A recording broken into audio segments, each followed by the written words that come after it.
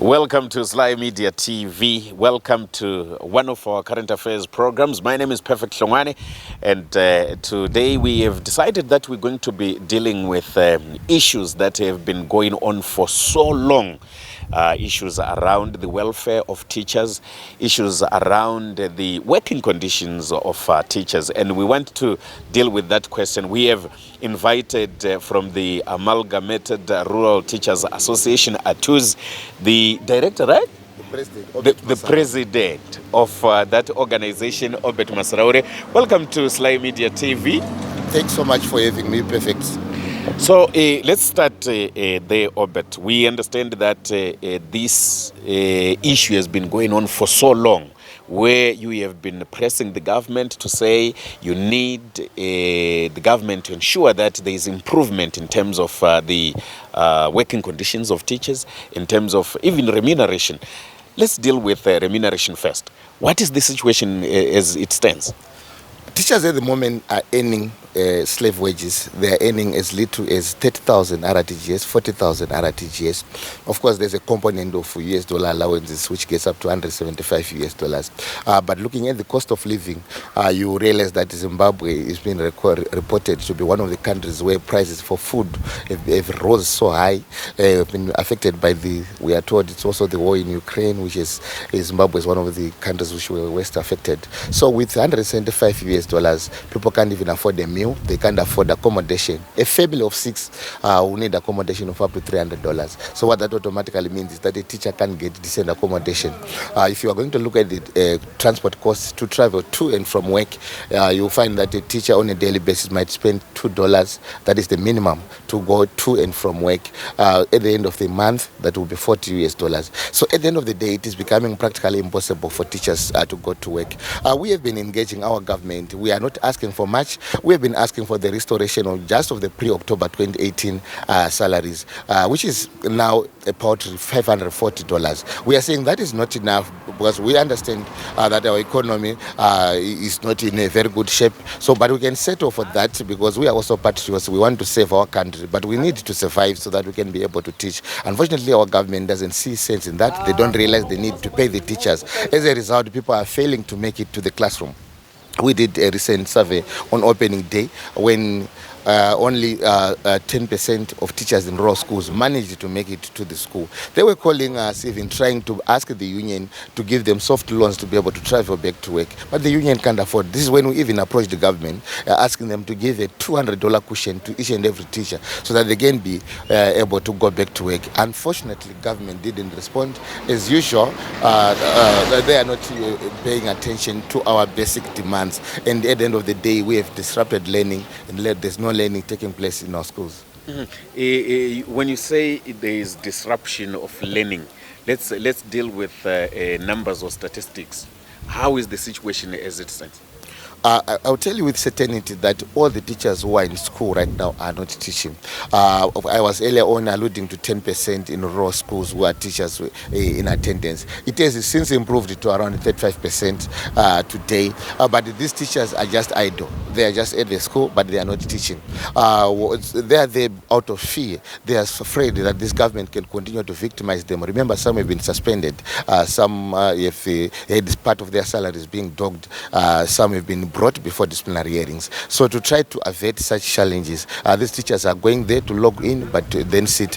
For the learners, it is a challenge that on opening day, you will be shocked to know that in most rural schools on opening day, it was just 7% attendance of learners. Why? Because also there was also confusion. Some thought that schools were going to open on Tuesday, not on Monday. That was one challenge. But the biggest challenge now, which is now consistent, is that learners are failing to pay the school fees. You realize that government continuously declares that no learner should be turned away from school for failing to pay fees. But that is not being followed up by government support. We understand that Section 75 of the Constitution places the mandate and responsibility on the shoulder of government to pay fees for our children, but they are not doing that. So you don't expect the schools not to turn away learners. How do these schools function? They will need teaching and learning materials. They have some overheads that have to be paid. So at the end of the day, the school authorities are forced to turn away learners.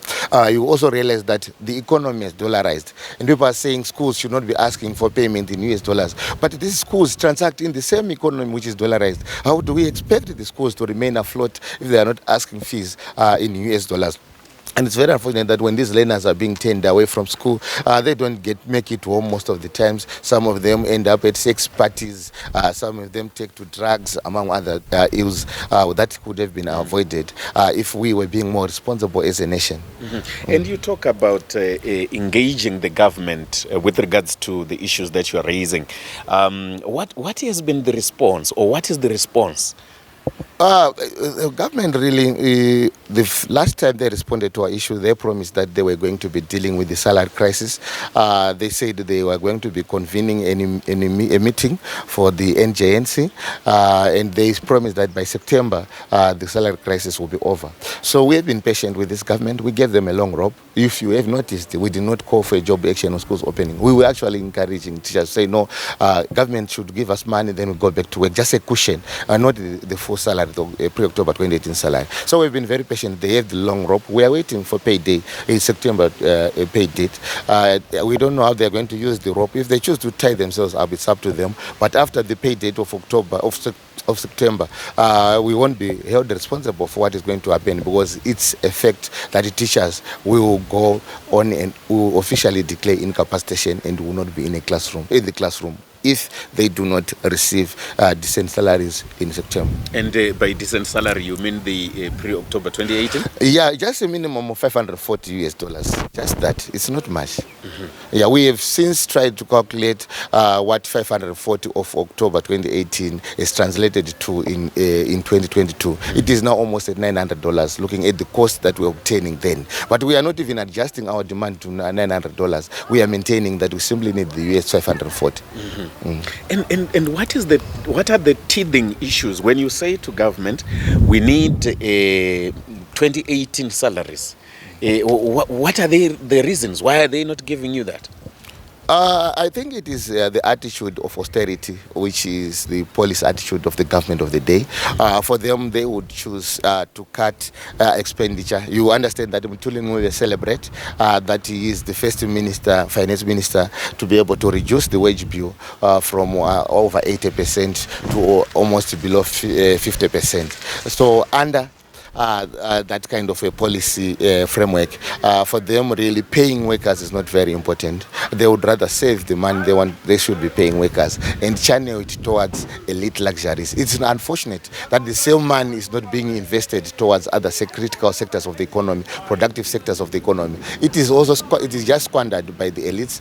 So at the end of the day, the workers are being sacrificed, and it's up to the workers to make a decision whether they want to continue living in poverty, or they are just going to stand up and say enough is enough. We demand our fair share of the national cake so that we can be able to give the best to our nation. And earlier you spoke about fear, that teachers report for duty. They just log in and they're not teaching, but they're doing it out of fear. What fear is that? Yeah, there's fear, palpable fear of victimization. Victimization, one, through suspensions. They are being dragged before disciplinary hearings to answer to charges of absenteeism. Some have had part of their salaries being docked if they declare incapacitation.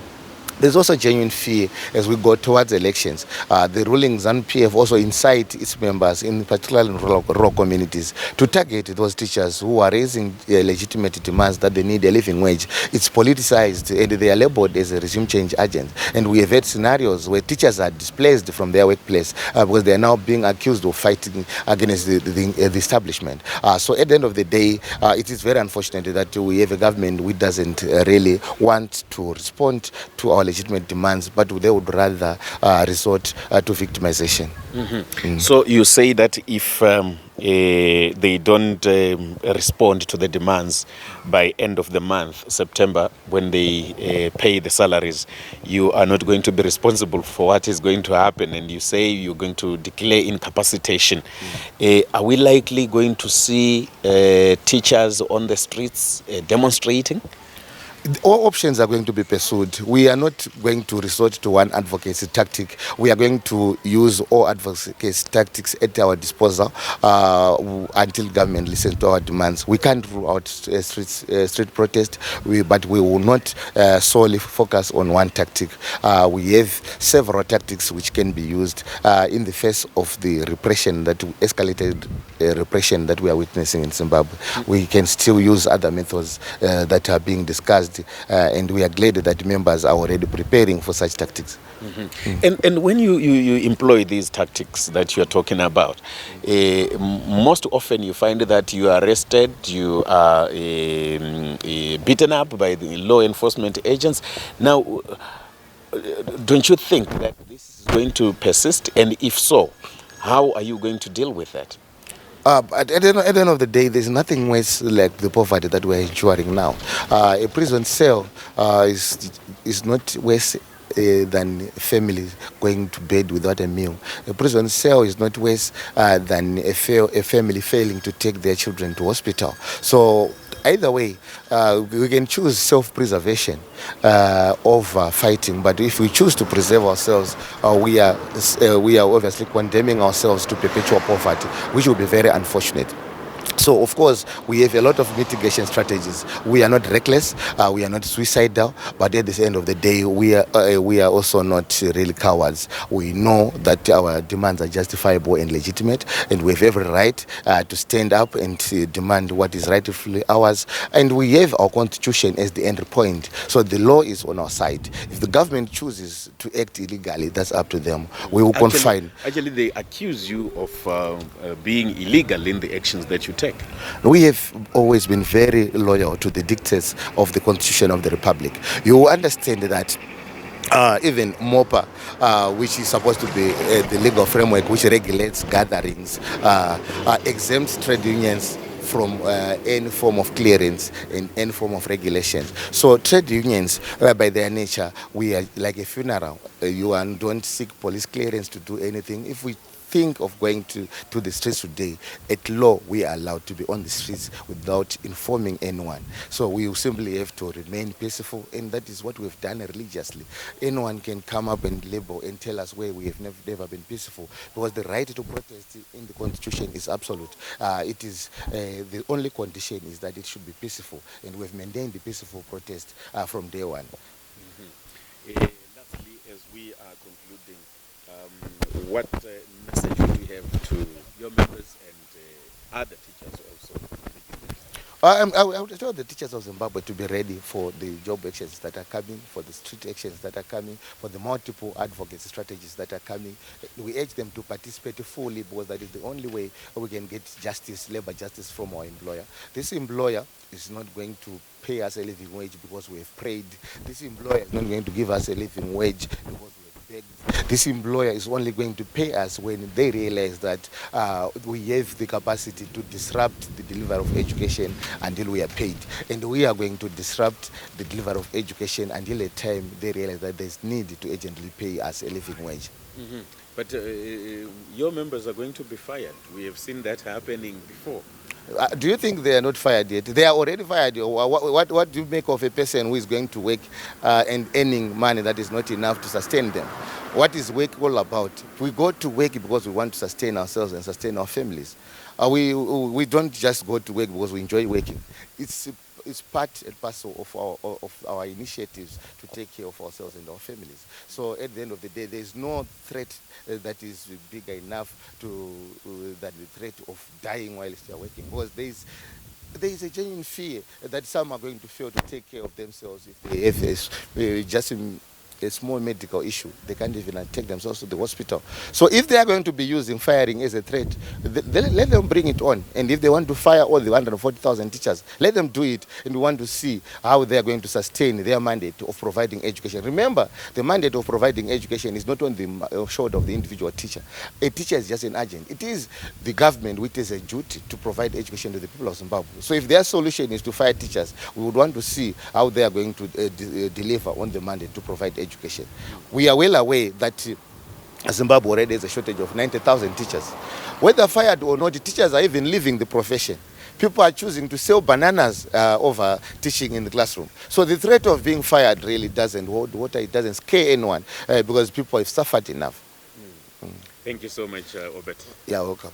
So there you have it. That was Obet Masaraure, the president of Amalgamated Rural Teachers Union, labor organization that represents teachers. And there are the issues that he was talking about, that at the moment they are agitating that the government pay them their October 2018 salaries, and they are not asking for any increment, but they are just saying let the government pay them in US dollars. Besides those issues, there are quite a number of other issues that deal with working conditions for teachers. And he was telling us that by the end of the month, with the engagements that they are having with the government, if nothing is going to happen, they're going to be telling the government that they are incapacitated.